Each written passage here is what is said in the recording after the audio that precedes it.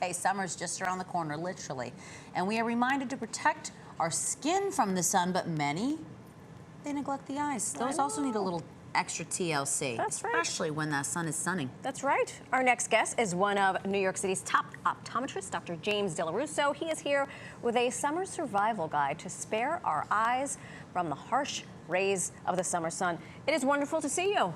Same here. Thank you, Alex and Marisol. Pleasure to be here. I mean, listen, I always remember the skin. Right. Sometimes I don't remember the eyes. Tell us what you have on your guide so that we can protect our eyes from the sun. Sure. You know, the number one thing I like to talk about is sunglasses. They're not only a fun fashion accessory, they're also very functional and important to protect the eyes from harmful UV light. As you know, the summer, the UV is peaking, and we're all spending a lot of time outdoors at the beach, and choosing the right sunglasses is very important. How do we go about that? Because I've seen sunglasses that are polarized or not polarized. Are all sunglasses created equally? They are not all created equal. Very good question. So really what we're looking for when choosing sunglasses is to make sure we select UVA, UVB 400 UV protection, also known as 100% ultraviolet light protection. And when it comes to polarization, polarization is really important and functional when you're getting reflection off sand or water. It is a very nice feature. And not all sunglasses are created equal. Some garage sunglasses don't always provide that protection. True. The garage. Okay, your next tip is about hydration. Please elaborate. Sure. In the summer, when we're on the beach, hot sun and wind can dry out the ocular surface. As all our contact lens wearers out there that are on their beach will notice that when the eyes get dry, they can get red, they can feel sandy and gritty, and they can burn and actually hurt.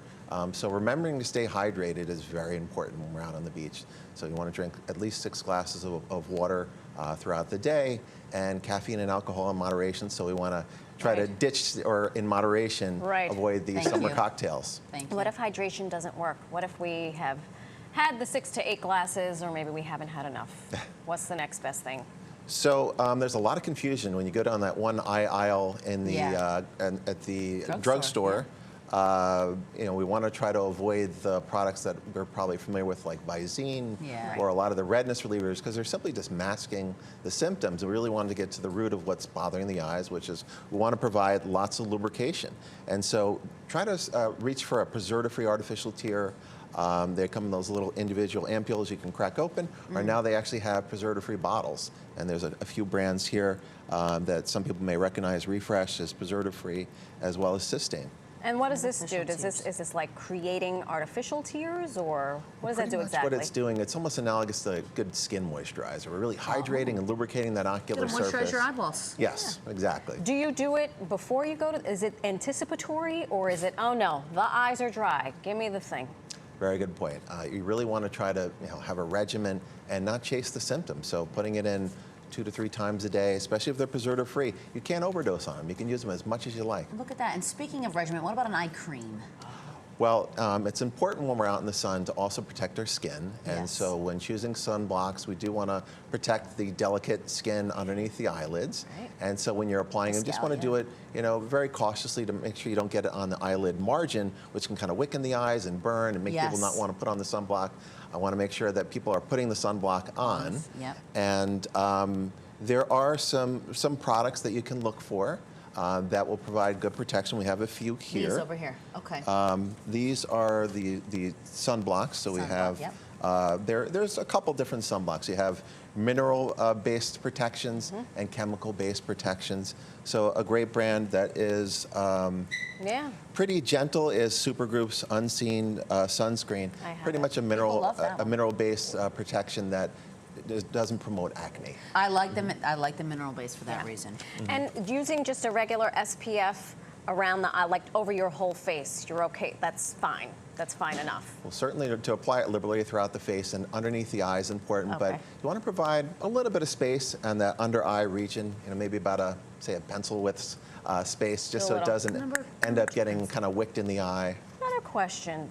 This gal here has beautiful blue eyes. She does. I have dark brown eyes. Should we be approaching the sun differently? Like, are you more sensitive to light because of your light eyes? What do we do about that business? Well, and she might be more sensitive because she's fair, but we, really treat our bodies and our eyes the same way. We want to make sure you have hat and sunglasses when you're spending a lot of time outdoors. Always. We want to try to avoid that midday sun if possible as well. Now, the time between 12 and 3, the sun is really high in the sky, and you're getting the highest concentration of UV during that time period. So get those peepers protected, please. Yes. Get a good I'm sunglasses. going to do all of these things. All right. Adding them to my summer list. Okay. How often should we be getting our eyes checked? Yeah. Well, for people under the age of 65, every 2 years is okay. As we get to age 65 and older, annual checkups are critical, and that's really the prime age where people are at risk for cataract, glaucoma, age-related macular degeneration. Oh, yeah. Yeah, all of those things. Protect yourself. Dr. James, thank you so much. It's a pleasure being here. Thanks again. Oh my gosh. You can also visit DelloRusso.com to get more information.